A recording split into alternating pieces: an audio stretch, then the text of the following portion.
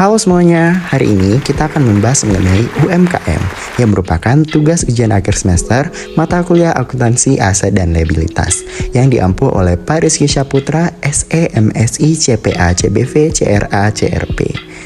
Nah, sebelum itu kami akan memperkenalkan diri terlebih dahulu. Kami dari kelompok 4 yang beranggotakan Dea Niken Pratiwi, Endang Magdalena, Fajat Renanda, dan juga Kori Audrey. Nah, teman-teman semuanya, langsung saja kita saksikan video ini bersama-sama. Pada video kali ini, kita memiliki 5 sub pembahasan. Yang pertama yaitu pengertian UMKM, dilanjutkan dengan ciri-ciri UMKM, dilanjutkan dengan karakteristik UMKM, dilanjutkan dengan video wawancara UMKM, dan yang terakhir yaitu kesimpulan dari video UMKM ini. Pertama, kita akan membahas pengertian UMKM. UMKM merupakan singkatan dari usaha mikro kecil menengah. Pada dasarnya UMKM adalah usaha atau bisnis yang dilakukan oleh individu, kelompok, badan usaha kecil maupun rumah tangga. Indonesia sebagai negara berkembang menjadikan UMKM sebagai sektor utama perekonomian masyarakat.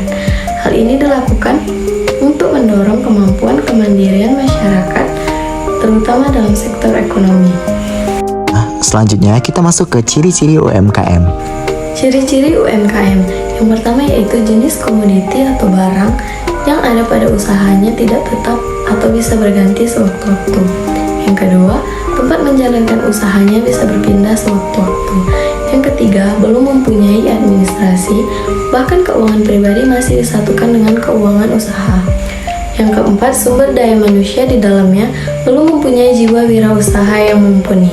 Yang kelima, biasanya tingkat pendidikan SDM-nya masih rendah. Yang keenam, belum memiliki akses ke perbankan, namun sebagian telah memiliki akses ke lembaga keuangan non-bank.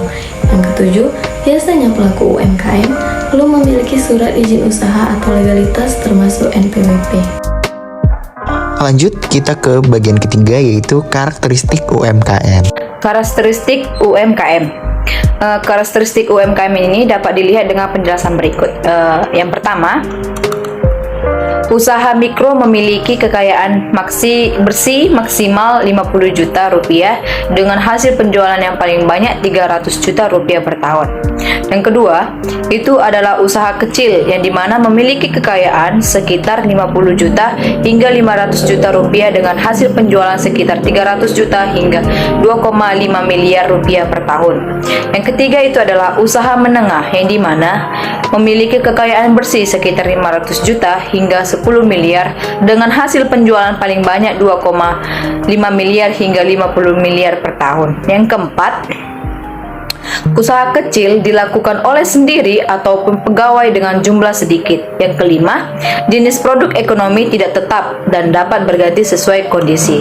Yang keenam, lokasi transaksi ekonomi tidak tetap dan dapat berpindah-pindah.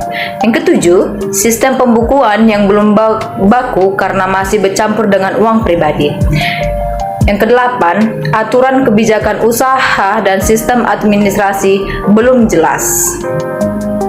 9 itu sumber daya manusianya belum memadai. Yang ke-10, modal yang terbatas. Dan yang ke-11, tidak memiliki legalitas atau izin usaha.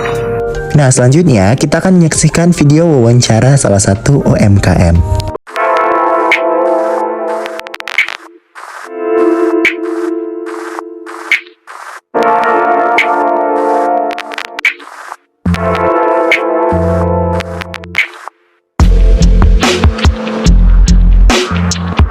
Dari mahasiswa Politeknik Medan akan mewawancarai salah satu pemilik UKM yang berada di Jalan Pembangunan.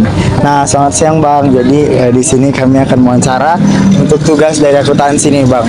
Jadi pertama, sejak kapan dan berapa lama usaha ini setelah didirikan Bang? Oh, udah 5 bulan. Jadi sudah 5 bulan. Selama berjualan apakah pernah berpindah-pindah Bang? Enggak, menetap berarti. Modal awal yang dibutuhkan saat membuka usaha ini kira-kira berapa Bang? Sepatu, sandalnya, 1,5 juta. Harga jual barang yang ditetapkan Bang? Ribu ada yang 50.000, ada yang 50.000. Untuk menyetok barang apakah per minggu atau per bulan? Untuk mingguan. Mingguan berarti. Ya. Oke, barang yang diambil dari pabrik atau agen, Bang? Di agen. Dari banyaknya pesaing di sini, apakah harga barang yang ditawarkan lebih mahal atau disesuaikan, Bang? Disesuaikan. Disesuaikan. Untuk pendapatan per bulannya itu kira-kira tuh berapa ya, Pak? Pendapatan kadang-kadang sebulan 500. Sebulan 500 tuh bersih. Sebelumnya kan ada peraturan perpajakan UMKM nih yang baru. Apakah dahulu abang waktu menjual ini taat membayar pajak? Enggak. Untuk bagaimana cara abang menjual sendal ini untuk menarik perhatian konsumen?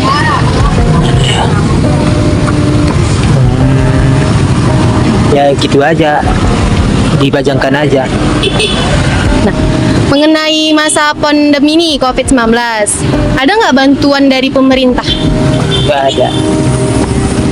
Dampak yang abang rasakan selama pandemi COVID selama berjualan ini apa ya kira-kira? Oh, aman-aman aja. Ya. Nih, tips bagi remaja kami nih untuk memulai usaha ini kira-kira tuh apa ya? Tipsnya gimana ya? Apa dikasih tahu aja biar bisa mulai usaha gitu. Kayak abang dulu tipsnya apa dulu? Ya, ikut-ikutan sama kawan juga. Oh, Iya. nengok kawan juga. Kawan apa itu gitu ya. nengok YouTube. Kawan. Oke, sekian wawancara kami mengenai UMKM yang ada di Jalan Pembangunan ini. Terima kasih, Bang, untuk waktunya. Selamat siang, Bang. Jadi kesimpulannya adalah usaha sendal milik Mas Monang ini telah dijalankan selama 5 bulan. Banyak tantangan dan rintangan kecil maupun besar yang telah dihadapi oleh Mas Monang ini. Berdasarkan hasil wawancara yang kami lakukan, ternyata Mas Monang ini belum melakukan pencatatan laporan keuangan seperti yang diatur dalam standar akuntansi EMKM. Dikarenakan minimnya pengetahuan SDM mengenai akuntansi dalam mencatat laporan keuangan. Berdasarkan hasil wawancara kami juga, ternyata Mas Monang ini belum melakukan pembayaran pajak dan juga tidak mendapatkan bantuan dari pemerintah sama sekali. Nah, saran kami untuk Mas Monang selaku pemilik UMKM penjual sendal ini adalah Mas Monang harus lebih mencari jalan untuk memasarkan produk ini agar pendapatan dari Mas Monang dapat meningkat. Dan juga Mas Monang harus belajar untuk melakukan pencatatan laporan keuangan. Karena apabila kita melakukan pencatatan laporan keuangan yang benar, maka keuangan kita akan lebih stabil dan tercatat dengan lebih rapi dan juga tersusun. Dan juga saran kami untuk mahasiswa agar dapat membantu lebih mengerti mengenai UMKM ini. Karena apabila kita mengerti mengenai UMKM ini, kita dapat membantu pertumbuhan UMKM yang ada di Indonesia. Dengan adanya UMKM yang maju di Indonesia ini, maka kita dapat membantu perekonomian di Indonesia dan juga mengurangi tingkat pengangguran. Nah, itu tadi penjelasan dari kelompok kami. Semoga yang kami sampaikan dapat berguna untuk kita semua. Terima kasih untuk teman-teman yang telah menyaksikan dan sampai jumpa kembali.